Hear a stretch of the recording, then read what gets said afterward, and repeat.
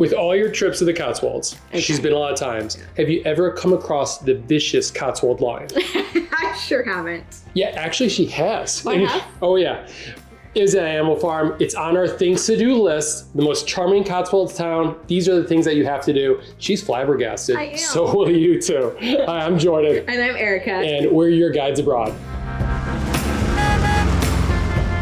We've lived all over the world, but now feel most at home traveling. We won't just show you what we've done though, we will tell you how to do it. Think of us as your guides abroad. I watch a lot of YouTube travel videos, so I know what you're thinking. We are not showing you the Cotswold villages that we visited on our last trip to Europe. Yeah. We lived in the UK for 3 years in London and then 3 years out in the countryside. Yeah. So we love the Cotswolds. We go all the time. We really have. So when we made this list of the 5 most charming villages, we mostly stuck to the north area. But anyways, here's our criteria. Cotswold charm, of course, convenience to get to them from London, things to do in them, and they're not too crowded. So those are criteria for them. More on that later. One is pretty crowded. Yeah, one of them is. We got bonus though. So It like evens out? Exactly. It's gonna be fun. Okay, and like Jordan mentioned, we're focusing on the northern Cotswold area, and we will have a video coming out soon on the most charming towns in the southern Cotswold area, because you just have to, right? You have to. You have to. So these are some Cotswold FAQs, or frequently asked questions, for you, Jordan. All right, hit me up. You ready? What's number one? What are the Cotswolds? Excellent question, Erica. The Cotswolds is located within the triangle of Oxford, Gloucester, and Bristol. It is about 90 miles long by 25 miles wide. It is an area of outstanding natural beauty, which is English for kind of like a national park. It is the largest area of outstanding natural beauty in all of England. Oh, I didn't know that. It's big. The area is set apart from the rest of England because of the Cotswold stone and multiple other reasons. The villages are just so dang charming because they are built with Cotswold stone. It's a golden colored limestone, making for a lot of stately homes, gardens, and villages that are made out of this stuff. Due to the collapse of the local economy in the 18th century, a lot of this has been untouched by development. All right, why should you visit the Cotswolds? Because they're so stinking charming. They sure are. They really are. That's all you gotta know. The things dreams are made of. Let's be honest. It's that rock. I love that limestone. I do too. Yeah, no, it really was good. Okay, and the big question is, how do you get there? Great question. Okay, so there's 2 main ways, train and car. All right, I'll start off with train first. To get to the Cotswolds from London, I assume you're coming from London, to get to the northeastern area of the Cotswolds, you can take a train from London Marylebone Station to Banbury. To get to the southern part of the Cotswolds, you can take a train from Paddington Station. And that'll stop in Kemble, Stroud, or Stonehouse. To get to the heart of the Cotswolds, there's a direct service from London Paddington Station to Morton and Marsh. 51-minute train ride, very easy. What Erica recommends doing is taking the train to Oxford and then renting a car from there. Because I gotta admit, to get around the Cotswolds is a big area. It's nice to have a car to check out all these villages and all the things to do. If you don't feel comfortable with that, those trains are a great option.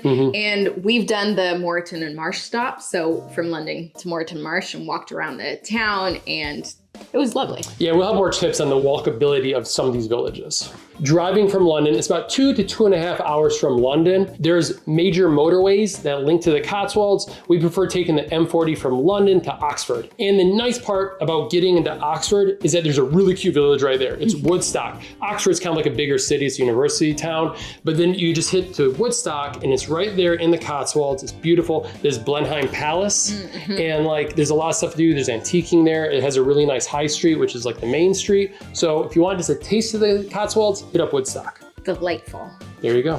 Here we go. The most charming Cotswold villages, countdown style. So we're going backwards is our way to have you watch the entire video. Yes. Yes, all right. So a lot of these villages have like shopping and pubs and restaurants in them. And also they're mostly walkable too on it. Some of these date back to the Fossey Way. This was a Roman road built in the 1st century. So anyways, very cool. Number 1 or number 5. Number 5. Number 5. All right, town number 5. And I will say this is usually most people's number 1, but we've knocked it down a few. This is Bourton-on-the-Water. So this town is located smack dab in the center of the Northern Cotswolds. It's right on the Fossey Way. It's about 16 miles from Cheltenham, and it is also known as the Little Venice of the Cotswolds. It is because it has the River Windrush running right through it. So while it is the classically charming Cotswold town, it is also very busy because it's most people's number one, but there are still so many wonderful things to do there, even with crowds. But I will say, if you want to skip the crowds, get there early in the morning because it gets packed. Especially in July and August. Some things to do in Bourton-on-the-Water. You can walk the River Windrush. So this small river runs through the town and it has green space and Cotswold stone buildings on either side of the bank. And the shallow river has some picturesque low stone bridges spanning it. The oldest bridge is River Mill near the War Memorial, and that was built in 1654. And the town dates to 4000 BC. That's when they found some remains of local settlements, so way before the Romans. Yeah. Okay, so some other things to do there besides walking the river. Sit in the village green on the riverbank for a picnic. There's plenty of shopping and restaurants along the river. You can enjoy the pubs. You can walk down the small old alleyways between the buildings, get some ice cream, and within walking distance of the river, there is the model village. So it's a 1930s scale replica of the village made from stone. There's the Cotswold Motoring and Toy Museum, vintage cars inside an old mill. There's the Birdland Park and Gardens, where you can find penguins, flamingos, parrots, owls, and dinosaur statues. And in the summer, there's a rubber duck race in the center of town, which was pretty darn cute. Pretty cute. Yeah. So Bourton-on-the-Water. Drive. I love this. The road goes right through the stream right here. A popular walk to do is Bourton to the Slaughters Walk. It's like the neighboring villages. It's a 5.4 mile circular walk. It's just really cute, but we'll talk about that more later. We have a Burford bonus for you right now. All right, so because Bourton is so busy, we recommend going to Burford. It's really charming town also. It's a lot more laid back. You won't find any crowds there, and they have really nice little shopping and church there and a lot of cool stuff. So check out that area if you're looking for something a little more quieter. No river there. No river. That close by. Anyways, on to number 4. Okay, number 4 is the smallest village on our list, so you really won't find any shopping here. And this is Snows Hill. This is my favorite one. If I could retire anywhere in the Cotswolds, it'd be Snows Hill. We should discuss this. We should, because it's pretty quiet. The number one thing I like to do there is hit up the pub. Snows Hill Arms. It's just this great classic English village pub. It doesn't have like a big fancy menu or anything. You'll find a lot of classics on it. There's a little playground in the back. The inside is really cute. It's like it's built to have like town hall meetings. It's right in the center of town. You have the church across the street, which is always active. If you want to do shopping, they do have some local markets, I think once or twice a week. So it's really cool. And then beautiful views of the rolling hillside. What a lot of people like to go, and this is what we did years ago, is there's a National Trust property there right in the heart of town. So National Trust properties are like old mansions. They're donated to the state and now they're run by volunteers. So it's called Snows Hill Manor and Gardens. It's about 13 pounds to enter, but you know, prices do change. It is owned by this eccentric guy called Charles Wade, and he collected over 16,000 items. So we are not hoarders, so we didn't love it, but it's a beautiful old building. And it is cool to see his collections, all the old stuff we got. I think the home dates back to like the Tudor period. So the garden's gorgeous, the cafe is gorgeous. This just makes for a nice day to hit up Snows Hill, and then go check out the National Trust property. Yeah. It's a lot of fun. And then just 1 mile away from Snows Hill is the Cotswold Lavender Farm. And this is 70 acres of lavender. It's only open in the summer, so if you're heading there outside of the summer, you're out of luck. But if you're going in the summer, it's a beautiful place to walk around. They also sell lavender goods. We bought a lot of goods. They have lavender ice cream, which was delightful. You know, it's just a really pleasant way. It's such a good way to do the National Trust, do lunch, go to the lavender farm. Like, what a great itinerary. What a great day. Jeez, wow, we just nailed this for you. So easy. Talk about easy. Since you're coming from London, make sure you grab our one-day London itinerary. This is the thing that we gave to all of our friends and family. It'll take you around London to all the major sites right in the heart of the city. Click the link in the description below. It is found at yourguidesabroad.com/London. It is free from us to you. Quick fact for you, Cotswold. What does it mean? Cots, it's 2 words, it's English, Old English. Cots means a sheep enclosure. A wold is a hill. Oh. So it means sheep enclosure on rolling hills or sheep's hills. That's fitting. There you go. Yeah. That fits in number 3, Stow on the Wold. So what does wold mean? Hill. There you go. Yeah. All right, Stow on the Wold is formed by a Norman lord and is at the junction, one of them being the Fossey Way. And it's just a really cool town. The hill, by the way, is like 800 feet tall, so we're not talking a big mountain here. It is located 8 minutes away from Bourton on the Water, so it's not very far away at all. Yeah, these towns are all so close together, They really which makes are. it so nice. Yeah. Easy to do a lot. All right, so there are plenty of things to do here. So you can start in the market square, you can walk up the roads lined with shops, they're so cute. And then you can head to St. Edward's Church, which is, you've seen it, I'm sure you have if you've looked up this town, that picture perfect church with the door and the tree, and it's cool. Really very beautiful. And then you want to head back to the oldest inn in the UK, the Porch House. You can have a pint, you can have lunch. It's actually like very wonderful. We really enjoyed our meal there. Yeah, it was great. We are in Stow on the Wold right now in the Cotswolds, and right behind me is the Porch House, and they claim to be the oldest inn in all of England, built in 947 AD. To back that up, they have carbon dating of timbers inside that date from the 10th century, plus they have the rich history of who built it, like the Duke of Saxon, for pilgrims. So it was an inn. It was also probably a tavern. Also, pubs didn't exist until the 19th century. But very cool place. On the inside, in the 16th century fireplace, there's witches' markings, which is used to keep evil spirits away, which is a great call because the place never burned down. So still been around for a long time. Come visit. The lunch is wonderful, and the sticky toffee pudding, excellent. 10 minutes drive away from here is the Cotswold Farm Park. So this is great for both kids and adults and anyone who wants to feed baby sheep. Oh my God, that was a highlight. It was cool. So they do raise the Cotswold lion here because the Cotswold sheep almost went extinct. So that's what they specialize here, is breeding rare English animals that have kind of come back. So it's a lot of great history. Read the plaques, play on the playground, Go feed on the animals. the walking tour because there's so much information on the animals and why they're important to the region. And it's a very fascinating place. And something that has nothing like that experience at all is Dalesford Organic. Oh, I love that place. I didn't know anything about it, but Erica, apparently it's a big deal in London. So what is it, Erica? Well, I don't even know. It's just heaven. So a 10-minute drive east is Dalesford Organic. So this is a farm to fork, spa, nose to tail butchery, foraging class, cooking class, and just all around fancy schmancy place to visit.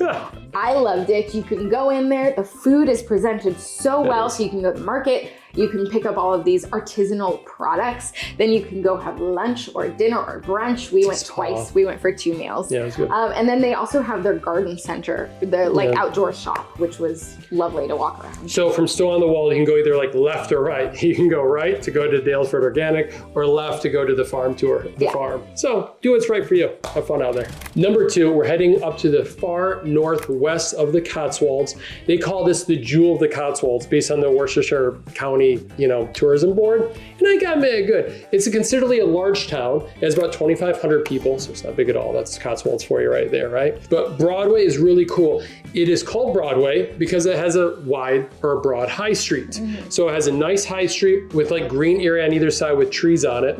A lot of the buildings date from the 16th century, and the history of the town goes back about 5,000 years. Wow. So really cool place, really pretty. I love all the pubs there and the inns, and it's a nice place to grab lunch, do some local shopping. And that's the thing with the Cotswolds, it's all local shopping. Yeah. These villages are too small to have big brands in there, so if you're looking for souvenirs, if you want to support the local economy, Cotswolds, great place to go. All right, outside of town, there are 2 major things to do. The first one is the Broadway Tower. Standing in the highest hill in the area, Broadway Hill, is Broadway Tower. You can walk up a steep hill from Broadway, but we recommend driving up. It's an 18th century folly. A folly is built to be decorative only, so there's really no major history to this thing. It just is built to look fake. It's quite a thing in the 19th century. It stands about 3 stories high. You can do a self-guided tour, and they also have a Cold War nuclear bunker that is open for tours on the weekends. The tower itself is well decorated. It has a lot of quirky history to it. William Morris of the arts and crafts movement used to come here. Broadway and the surrounding area is really known for the founders of the arts and craft movement. So I like that kind of design. Yes. Broadway Hill is also a beacon hill, so they can light beacons from it for special occasions. So on a clear day, you can see 16 counties from up here. It's beautiful. And then the other thing to do there nearby is to take the steam train. So this is the Gloucestershire Warwickshire steam train, the railway line. So this is a volunteer operated heritage railway, and it makes a 28-mile round trip train ride. And I'll be honest, I wasn't sure about it. Right? Oh, really? I don't know. I was like, I don't really want to sit on this train. We loved it. Yeah. Our kids loved it. It was so super cool. We got to sit in like the old first class carriages.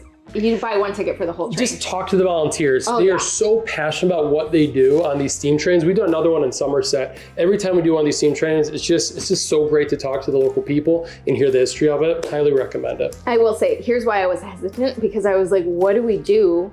Like, where's this taking us to? Yeah. And what do we do there? And then I talked to somebody at the ticket office, and he was like, it's not really the destination, it's the journey. Of course. Obviously. So you can stop off all the little stations, and they have little cafes and stuff like that. But it's really the train ride. Yeah, it is. Go as far as you want and then come back.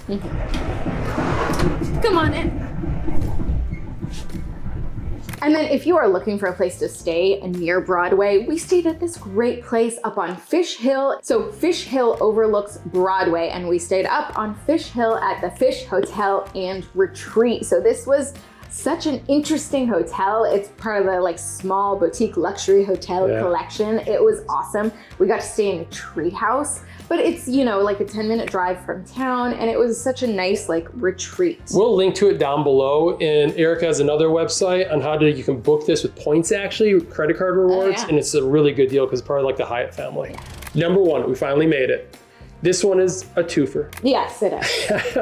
It is the most charming town in the Cotswolds, is the lower and upper slaughters. Yes, but most specifically the lower slaughters. Totally. And I will say, Jordan wants to retire in Snowsail. We'll have a semi-long distance relationship because I would retire in the lower slaughters. There you go.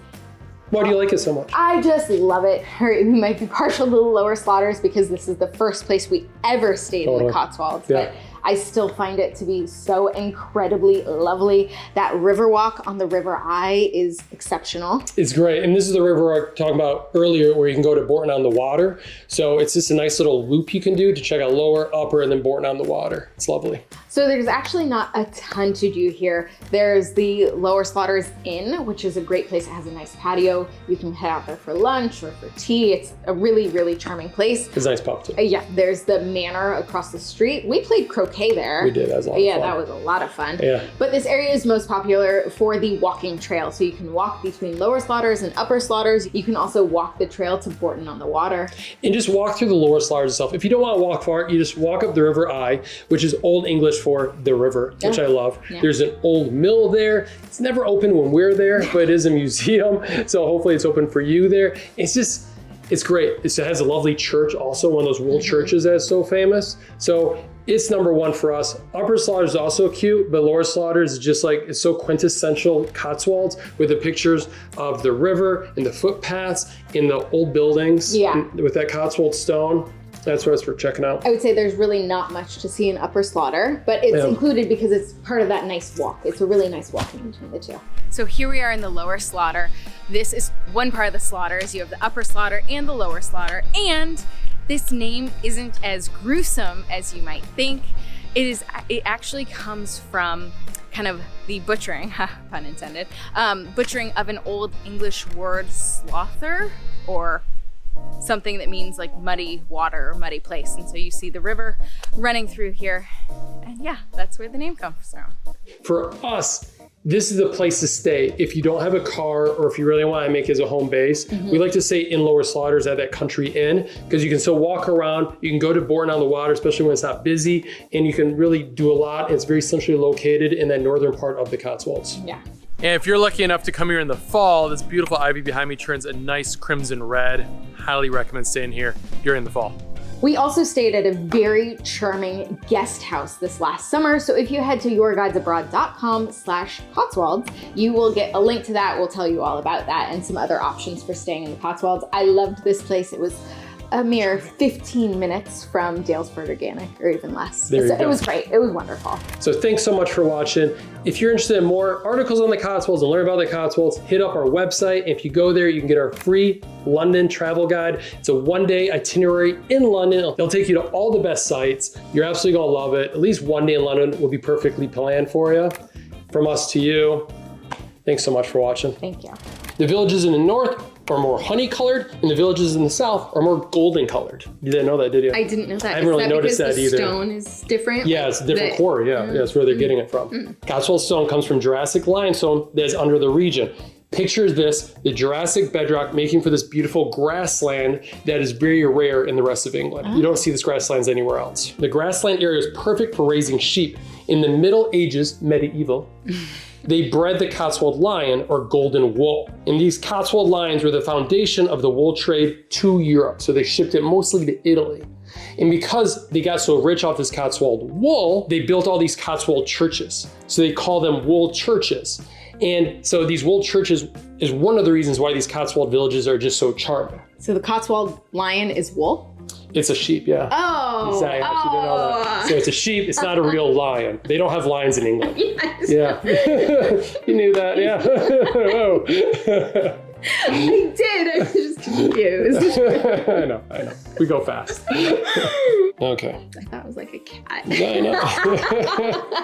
What would you have done with all your wool money from the 13th century?